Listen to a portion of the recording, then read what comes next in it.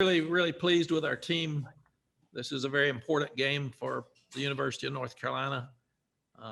Started in 1904, I think, and 48 years you've been playing for the Victory Bell, and it's really important to keep it for your fans and your fan base. And I applaud our players and our coaches for understanding how important this game is and playing so hard. And credit Duke, they got behind early and they kept playing hard, and David's guys aren't going to quit. That's just part of it. So really pleased with the offense. We weren't as good in the third quarters. We were the first two. We had the one interception that hurt us, but they were 5 for 5 when it mattered in the red zone for touchdowns. They were rushed for 338 yards on 47 carries, made 4 fourth down situations that were really important in the first half. Defensively, I thought we played a lot better. We forced some turnovers. We stopped the run other than some big runs. The 2 or 3 runs we just can't have. They're unacceptable. But by and large, we played much better on defense, except for the giving up the big runs. I thought the secondary without Kyler McMichael and without Don Chapman played really well. They hung in there. So, but too many penalties for sure. We had 2 hands to the face, which we haven't had. And then we have a 2 roughing the quarterbacks, and I didn't see Tamon's. The one on Ray was a hit down around his knees, and that's called roughing the quarterback now, differently than it used to be. So those are things that we can correct, but we had 2 really long third down situations that we allowed them to come back and make because of penalties. So we got to clean up the penalties. We can still tackle a little bit better, but we had some fourth down stops. And I thought, we got to play a lot of people. And that was, other than winning the game, probably the most important thing. A lot of the third quarter and all of the fourth quarter, we're playing a lot of people that haven't played very much, and that should really help us down the road. All right. Thanks, Coach, for getting us going here. If you have a question, please use the raise hand function. Our first question today will come from Deanna King. Hey, Coach, congrats on the win. With Javonte and Michael being so good at the running game, how much more important is it getting them involved in the passing game? They were huge today.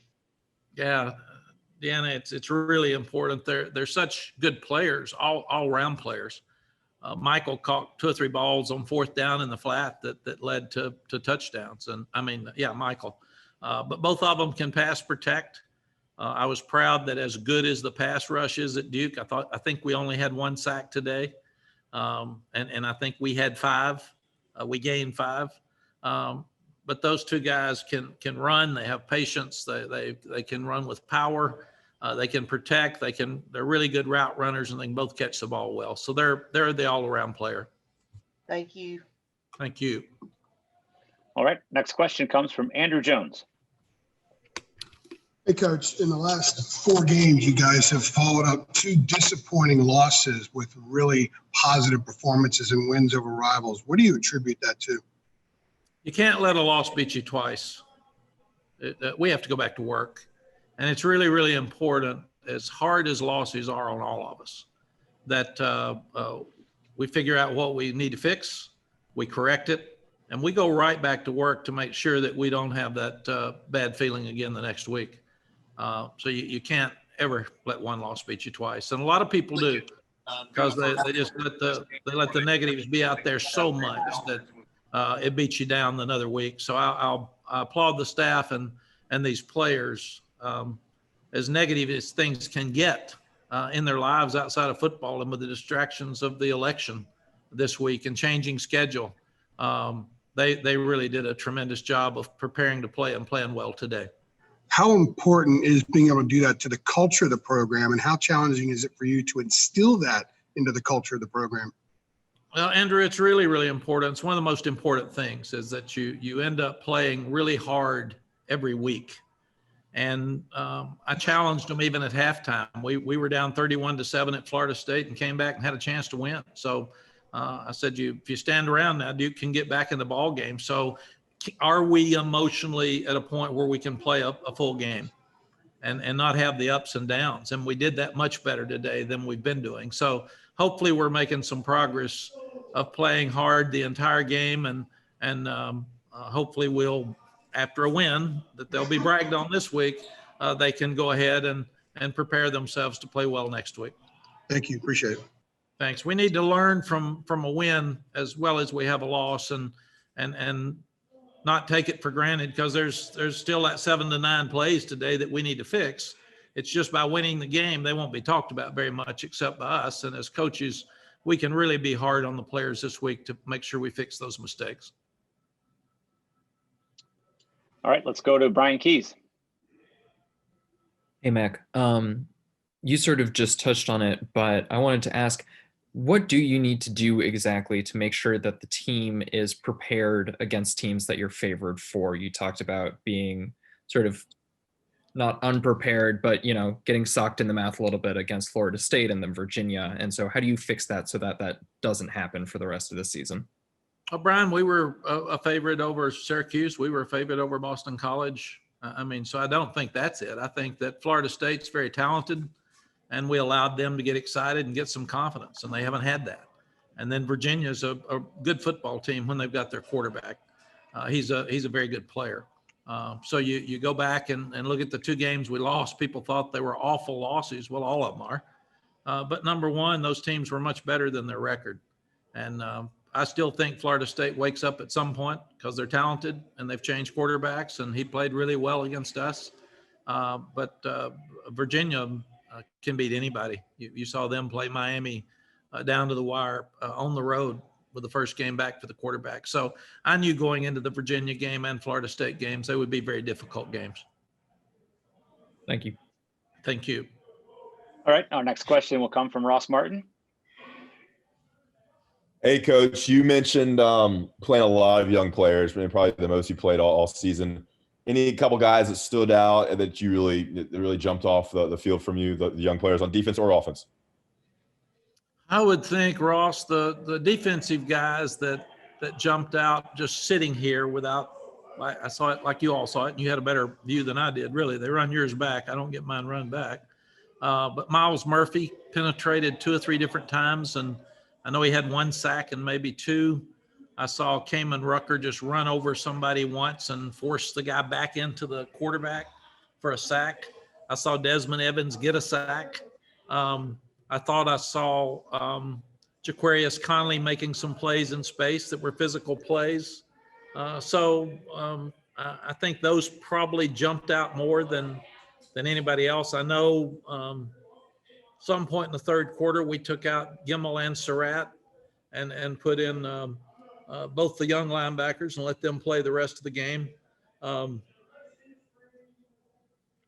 offense, I think Chaffrey shows signs of stepping up, and really, really proud of Emory Simmons. He didn't play much. He never griped what he did. He found a spot on 4 different special teams where that gave him an opportunity to play. And then when he gets his chance, he gets better every week. And with Bo out, that's really helped us. So we're starting to get to a point. Our entire starting secondary against Syracuse did not play today. Miles Wolfick's gone, Storm Duck's out, Kyler McMichael's out, and Don Chapman's out. So we played Duke with limited secondary guys last year, but we're getting to a point that the guys we put in when other guys are hurt have the ability to play and win the game, and we haven't been able to do that yet. So hopefully we'll just continue to grow in that area. And then quickly, I think a lot of people would have thought you had taken Sam out earlier than you did. Was there a reason to kind of keep him in as long as you would? I know a lot of armchair quarterbacks, coaches out there that wanted you to take him out earlier. Yeah, we felt I usually keep them in through the 3rd quarter and then play the 4th quarter. None of those armchair quarterbacks have had somebody come back out on them and score and beat them. And they'd be the first ones to say, they got arrogant. They took them out too soon. So we usually keep them in till the 4th quarter, regardless of the score. And we also didn't play very well in the 3rd quarter offensively. And I wanted us to get a drive. Great. Thank you, Coach. Thank you. Let's go over to Gregory Hall. Mac, How has Javonte Williams improved since week 1 of this season? Gregory, he's probably improved as much as anybody I've seen since the first spring we were here.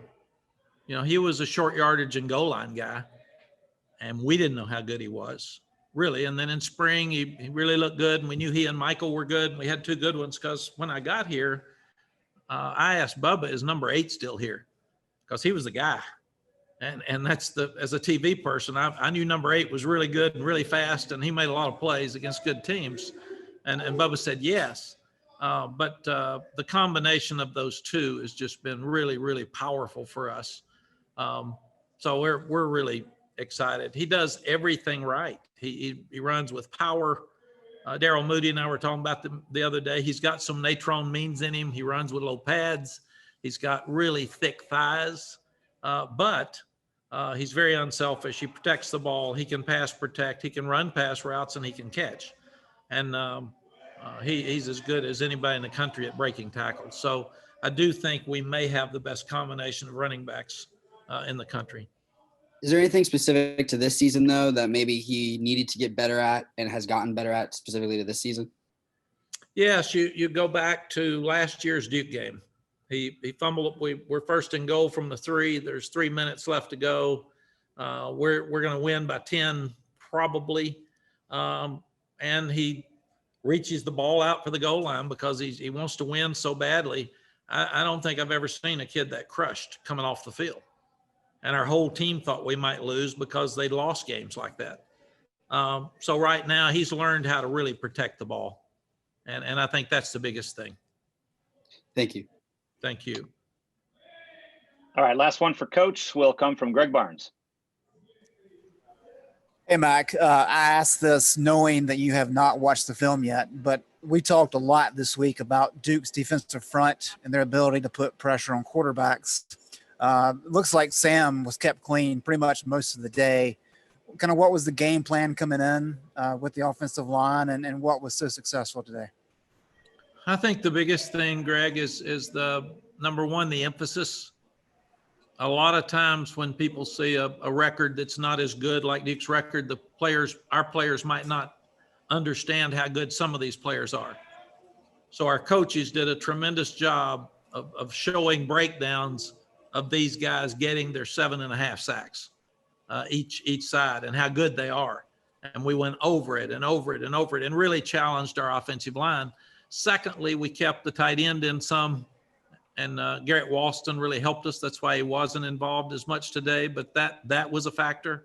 And then in some cases, we would chip with the running backs. But I'm really proud of the offensive line to even give up the number of sacks we did last week. And as good as this bunch is at what they do, I thought our guys protected really well. It was also interesting, too, that we started the game throwing the ball and then came back and ran the ball, where normally we've been running it and then start throwing it. So I applaud Phil Longo for coming out and saying, okay, they're stacking the box. Those guys are really tough in there. Let's spread them out and let's make sure they understand we are going to throw it. We're not just going to run the ball. And then we were able to have a great mixture throughout the day. Great. Thank you.